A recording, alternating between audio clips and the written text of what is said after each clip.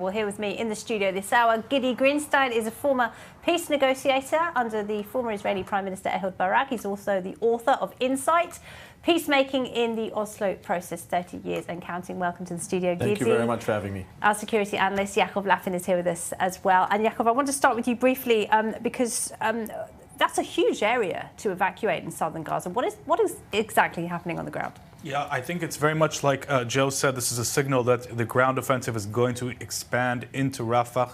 And we're already seeing the ground offensive beginning to expand in central and northern Gaza as well. Just a few hours ago, the IDF announced that its Division 252 destroyed a kilometer-long tunnel in northern Gaza.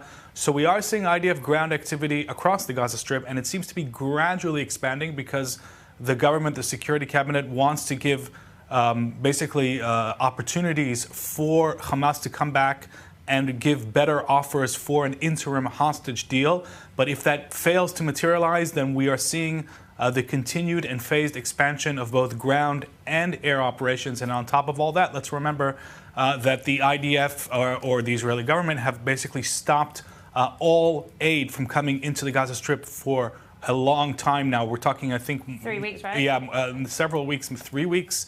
And that is real pressure on Hamas's political regime. And on top of that, we've seen a host of eliminations of both senior military wing terrorists and political regime figures of Hamas. So they're under very, very real pressure. All right, Yaakov, thank you. Gidi, I turn to you.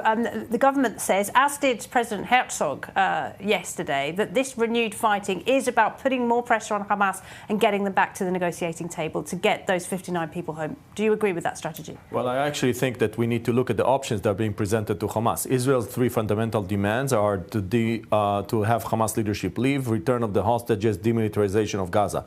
And then what? Is Gaza going to be controlled by Palestinians? Is it going to be controlled by Israel?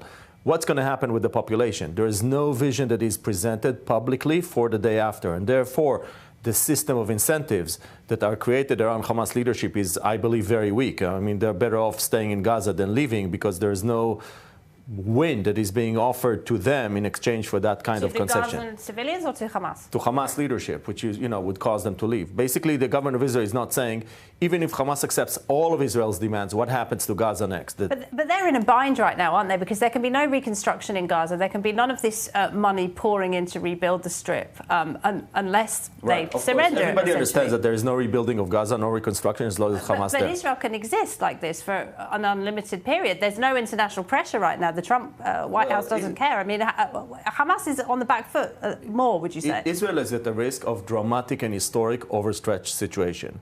If you look at the demographics in the area under Israel's control, there are 7 million Jews, 2 million non-Jews under the sovereignty of the State of Israel, and then about 5 million Palestinians in the West Bank and Gaza.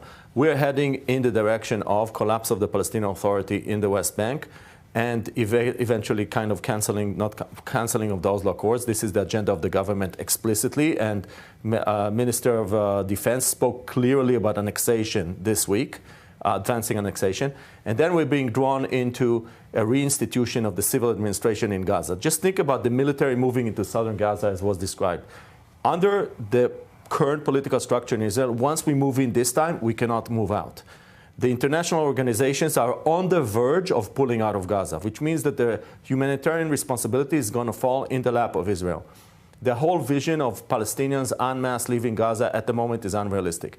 So we're actually looking at a massive overstretch of Israel. And that kind of overstretch is not a sign of strength. A long-term occupation of the Gaza Strip. Control of the... and in the West Bank. And we're also moving in this direction in the West Bank. Those two things could happen very quickly. We're in a very unstable system, and once it happens, Israel is in a dramatic split in terms of its national security. What would you do differently at this point? Well, we've spoken about it many times in this, in this studio.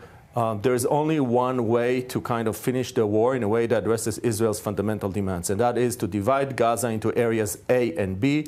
Area A is area B is the perimeter, Israeli security control. Area A is effectively declared as, under Palestinian regime that allows them to invite in Saudi Arabia and other Arab countries like the UAE to establish their control and effectively begin the transition. And that's also a context within which there could be a conversation with Hamas leadership of leaving, which they have given some indications that they're willing to consider.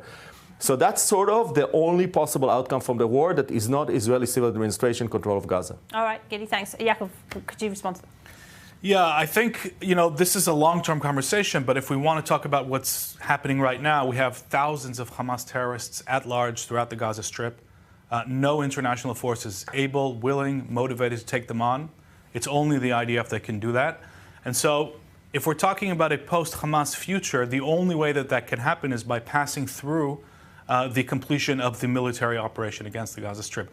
Otherwise, Hamas remains. There's no way to sugarcoat it. It will remain politically, it will remain militarily.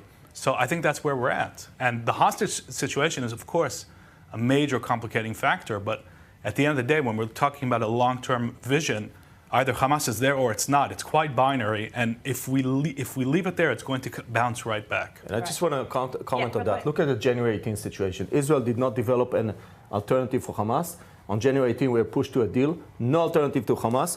And therefore, Hamas grew back again and expanded even into the areas where Israel had fairly established security control in northern Gaza. We handed over northern Gaza to Hamas because we had no alternative.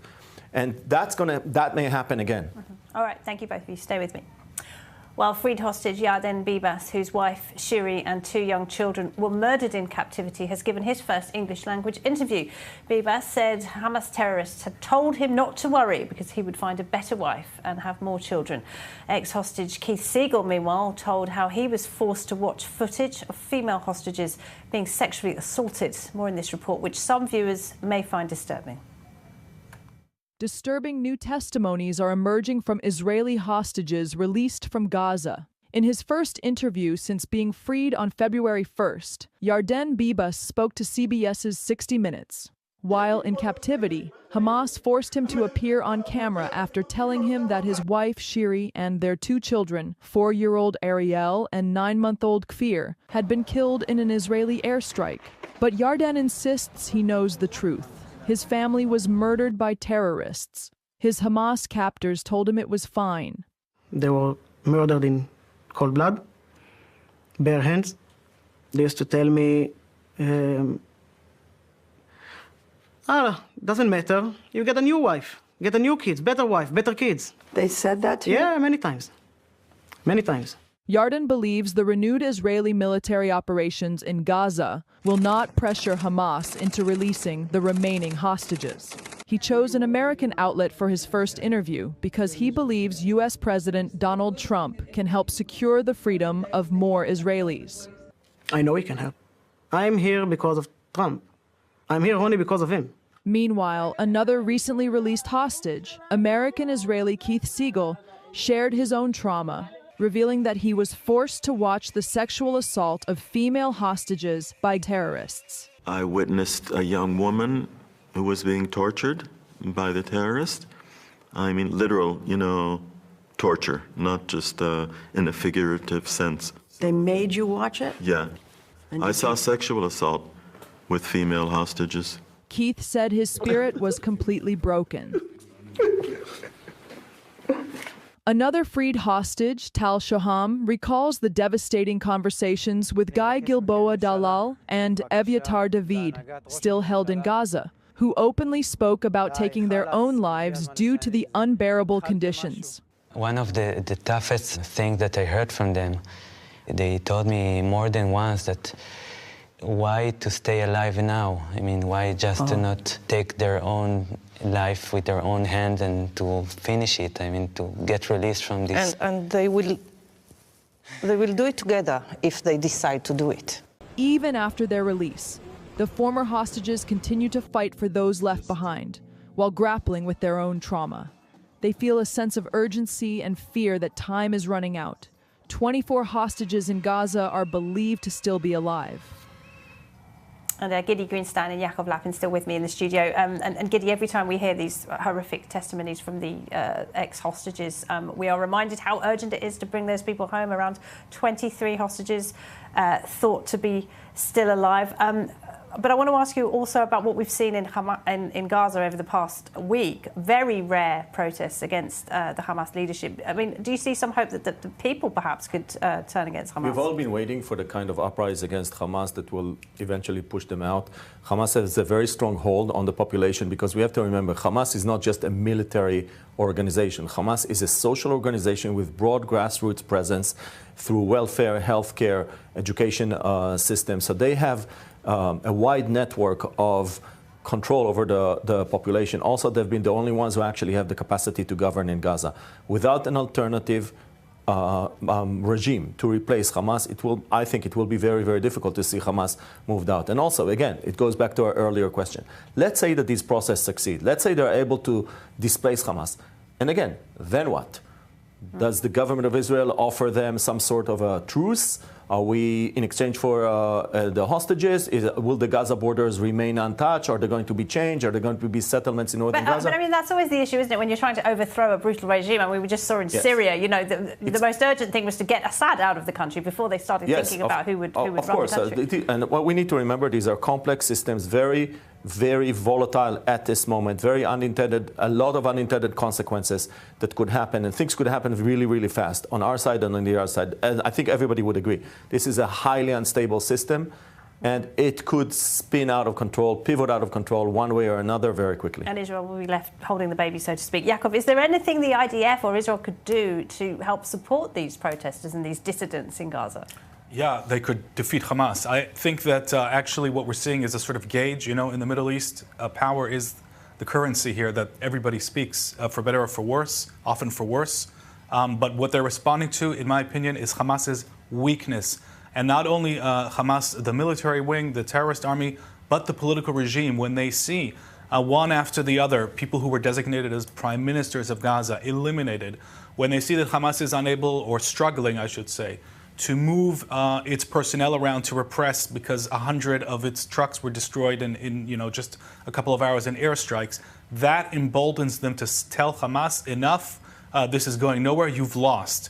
And I think they're responding to that, and now we're seeing, you know, things go slightly quiet because Hamas is sort of, you know, playing rear guard and executing in the most brutal and classic Hamas fashion to make examples out of people who dared criticize it. So I think that the more the Gazan population sees that the IDF is winning, the more emboldened they will be. It's a direct response to that. That's, I think, the currency of this region, its power and perceived lack of it as well. What about what Gidi was saying about the IDF taking areas and then losing control and Hamas retaking them? Is there a change in strategy under the new IDF chief of staff? Well, we'll have to see. But look, I can tell you that, you know, from a classic military perspective, when you want to defeat an enemy that's embedded, as Gidi was saying, socially as well, right into the population and using them as human shields, you have to take territory, you have to clear it out, and you have to eventually hand it off to an alternative regime or an autonomy, you know, et cetera, et cetera. But we haven't even done the first stage, which is taking the territory and clearing it out. Until now, the Israeli strategy has been to move in and then move back out. So it shouldn't surprise anybody that Hamas moves right back into areas that Israel has vacated. And I think that Yaakov is actually touching on a fundamental dilemma of Israeli national security. Two dilemmas. Number one, Somalization of Gaza. You keep, you know, mowing the lawn, killing the leadership, not just military leadership in the land strikes, also civilian leadership. So there's nobody organizing the population and the area. So basically there's an implosion of the civil order, which then brings us in. And it's not just about terror and security. It's also about environment issue, healthcare issues, immunization of children. There are a lot of things that could sort of ripple in our direction. The second piece here that we need to remember is that effectively, what the government of Israel has been avoiding the decision, which is, for example, will the territorial integrity of Gaza be preserved? Will there be is Gaza and the West Bank, Palestinians in the West Bank are seen as a single territorial unit, and therefore the political framework that has been created since Camp David 1978 until today, is it still in place? Are we actually envisioning some sort of a different political system, framework? All of these issues have not been discussed until now. We are 18 months into the war or so, and these fundamental political conversations have not been had. All right. Okay.